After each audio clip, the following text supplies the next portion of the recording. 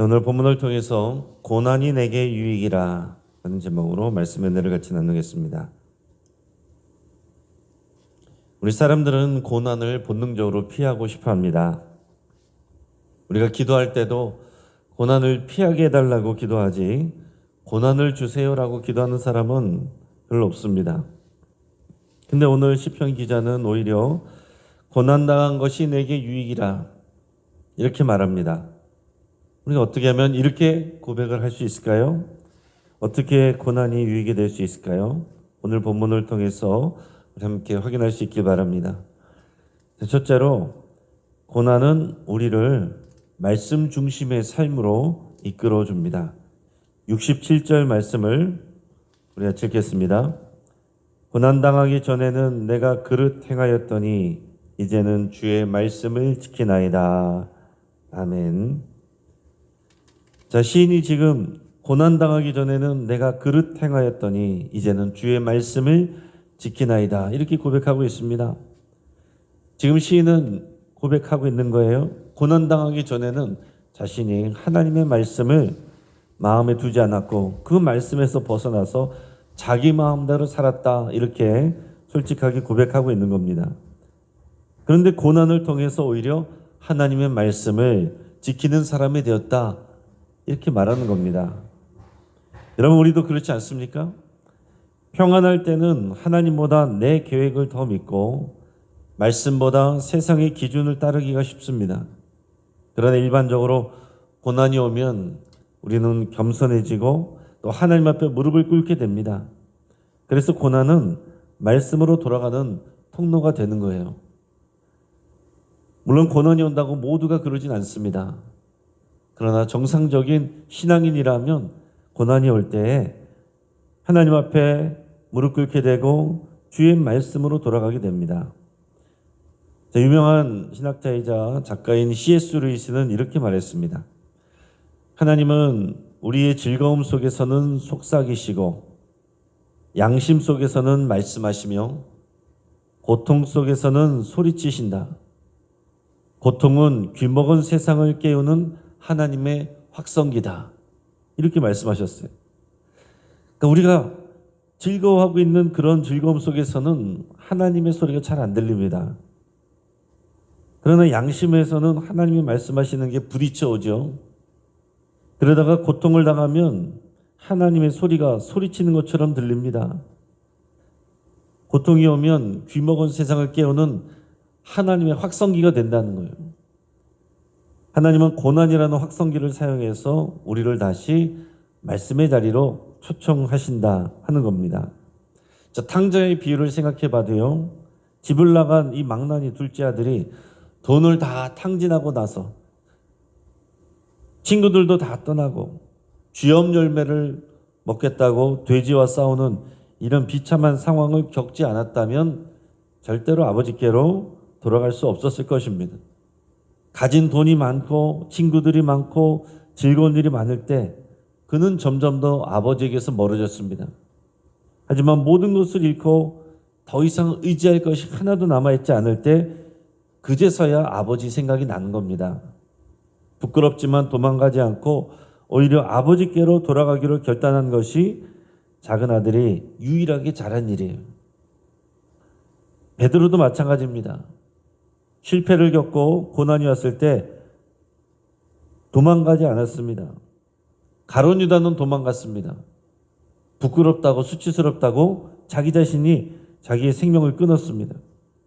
그건 도망간 거예요. 그것은 용기 있는 것이 아니라 비겁한 것입니다. 그러나 베드로는 부끄러운 모습 그대로 주님 앞에 나갔습니다.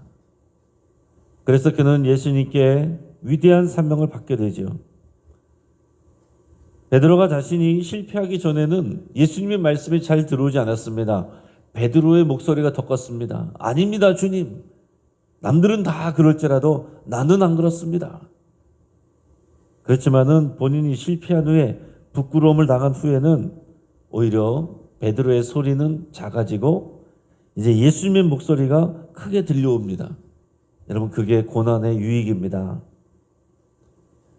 자, 두 번째로 고난은 믿음의 순금을 정련합니다.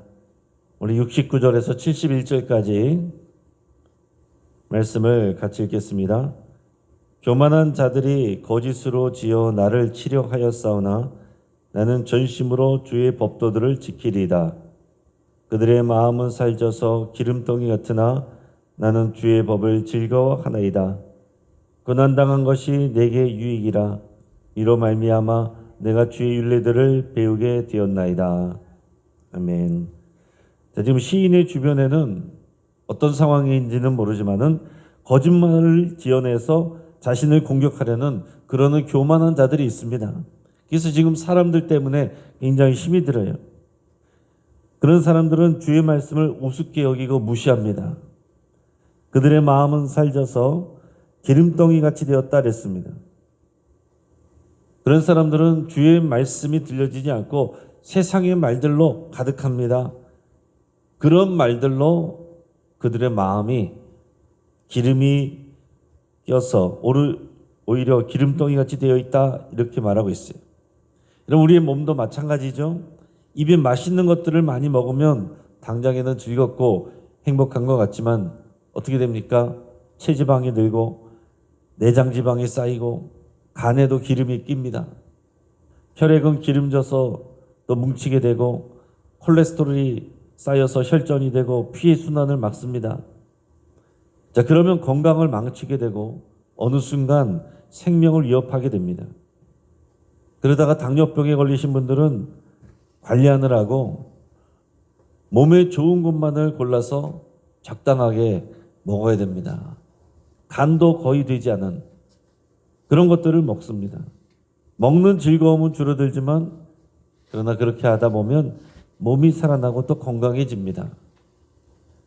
마찬가지로요, 하나님의 말씀은 때로 지루해 보이고 구태의연해 보일 수 있습니다.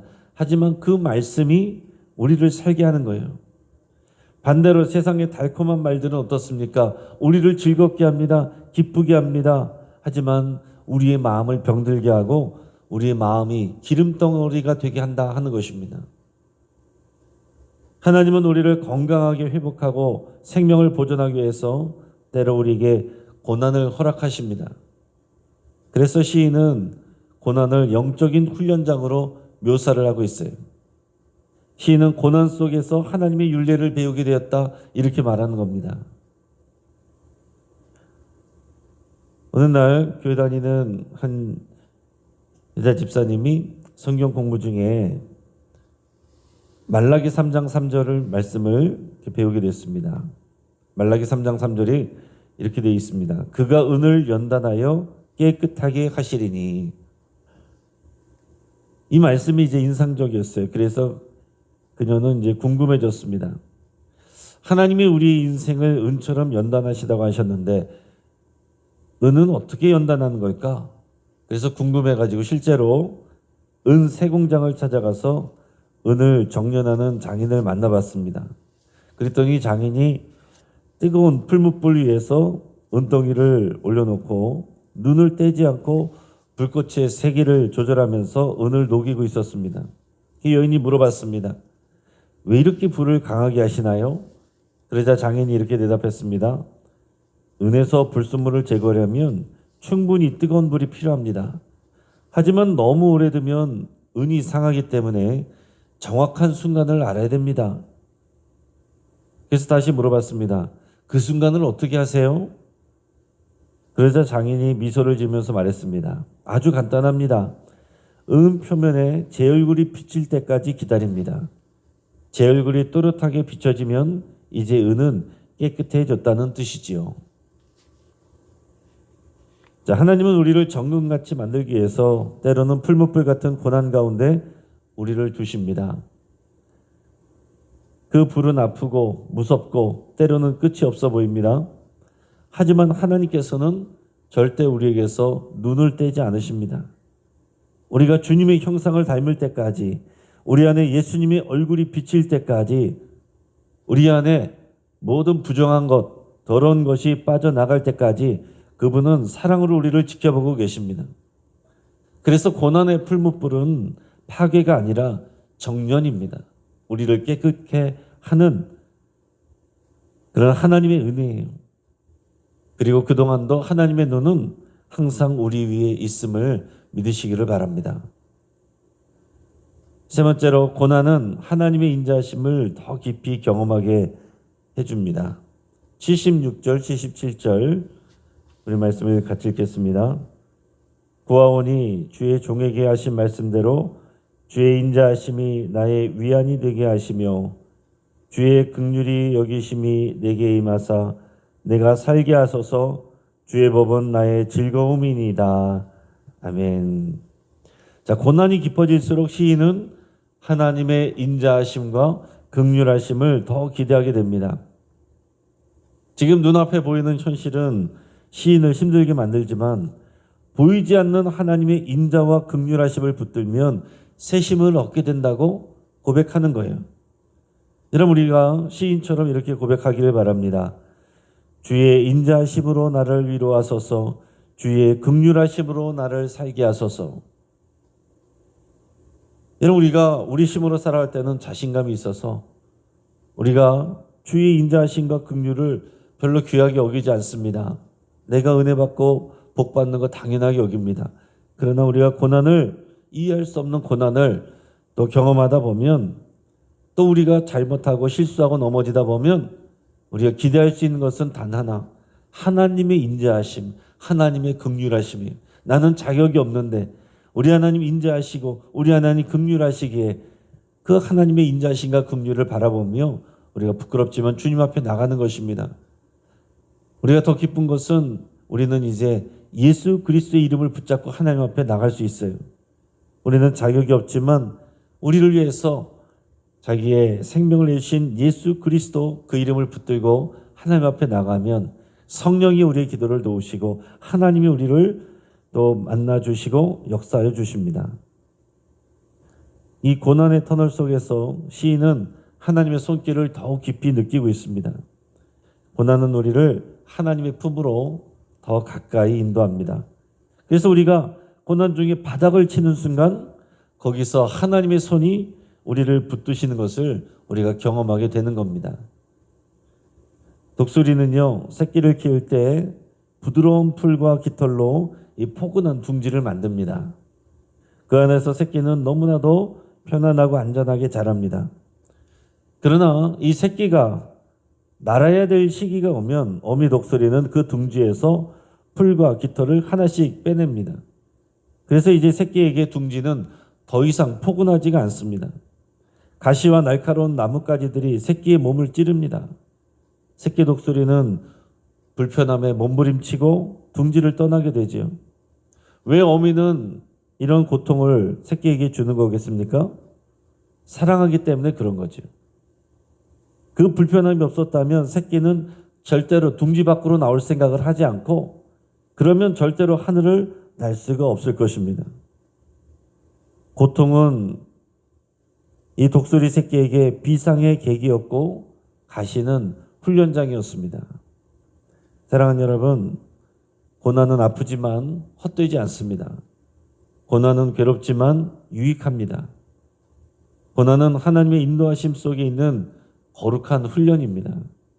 고난 중에 사람을 보면 우리는 실망하거나 원망하게 됩니다. 고난 중에 상황을 보면 절망하게 됩니다. 그러나 고난 중에 주의 말씀을 듣고 주님을 바라보면 소망을 얻게 됩니다. 오늘 시인의 고백이 또 우리의 고백 되기를 주의 이름으로 축복합니다. 같이 기도하겠습니다.